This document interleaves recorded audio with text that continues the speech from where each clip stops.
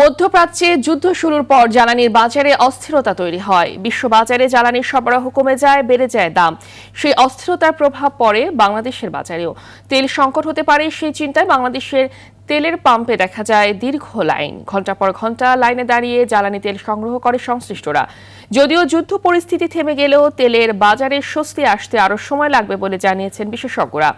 রাজধানী সহ সারা দেশে এখনও তেলের পাম্পগুলোতে দেখা যাচ্ছে দীর্ঘ লাইন।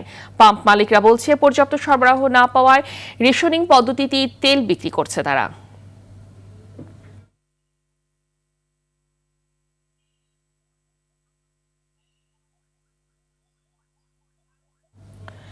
হাতিয়ায় অবৈধ সিন্ডিকেটের কারণে জ্বালানি তেলের কৃত্রিম সংকট দেখা দিয়েছে বলে অভিযোগ। তেল না পেয়ে প্রায় ২০ দিন ধরে বন্ধ রাখা হয়েছে শতাধিক স্পিড বোট। এ বিষয়ে আরো জানাতে নোয়াখালীর হাতিয়া থেকে সরাসরি যুক্ত হচ্ছেন সহকর্মী ইসমাইল হোসেন কিরণ,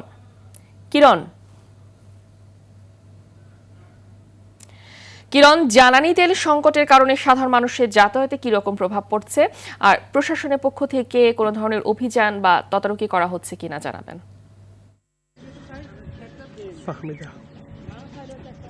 জি ফাহমিদা, আপনাকে ধন্যবাদ। আপনি জানেন যে ইসরায়েল যুদ্ধের কারণে সারা দেশে যে জ্বালানি তেলের সংকট দেখা দিয়েছে তার প্রভাব পড়ছে নোয়াখালীর দ্বীপ উপজেলা হাতিয়ায়ও।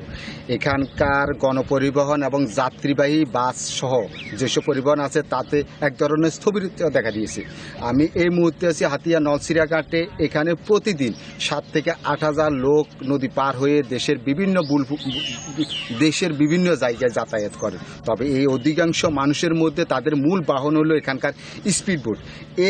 এই ঘাটে যাত্রী পারাপারকে কেন্দ্র করে প্রায় শতাধিক স্পিডবোট রয়েছে। গত ২০ দিন ধরে জ্বালানি তেলের সংকটের কারণে এই স্পিডবোটগুলো একেবারে বন্ধ রয়েছে। তবে এই স্পিডবোট ব্যবসার সাথে যারা জড়িত, বিশেষ করে চালক, সহকারী এবং মালিক, তাদের রুটি রোজগার বন্ধ হয়ে তারা মানবতর জীবনযাপন করছে। আমি কথা বলেছি স্পিডবোটের চালকদের সাথে, তারা আমাকে বলছেন যে গত ২০ দিন ধরে তাদের উপার্জন একেবারে বন্ধ। তারা ঘাটে অলস সময় পার করছেন, বেকার সময় পার করছেন।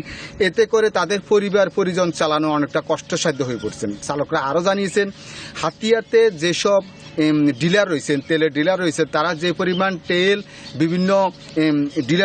বিভিন্ন জায়গা থেকে সংগ্রহ করে আনেন তা উপজেলা নির্বাহী কর্মকর্তার মাধ্যমে হাসপাতাল, অ্যাম্বুলেন্স সহ বিভিন্ন জরুরি পরিষেবায় শুধু সরবরাহ করেন, কিন্তু তাতে যাত্রীবাহী স্পিডবোটের জন্য তাদেরকে কোনো তেল সরবরাহ করা হয় না। এতে করে তারা একেবারেই তাদের এই ব্যবসা বাণিজ্যে এই রুটি রোজগার একেবারে বন্ধ রয়েছেন। আমি কথা বলেছি উপজেলা নির্বাহী কর্মকর্তা রাসেল ইকবালের সাথে। তিনি আমাকে জানিয়েছেন যে হাতিয়াতে যে পরিমাণ তেল আসে তা বিভিন্ন তদারকি কর্মকর্তা নিয়োগ করে বিভিন্ন ইউনিয়নে জরুরি পরিষেবার মাধ্যমে শুধু সরবরাহ করা হয়। এছাড়া ধন্যবাদ আপনাকে।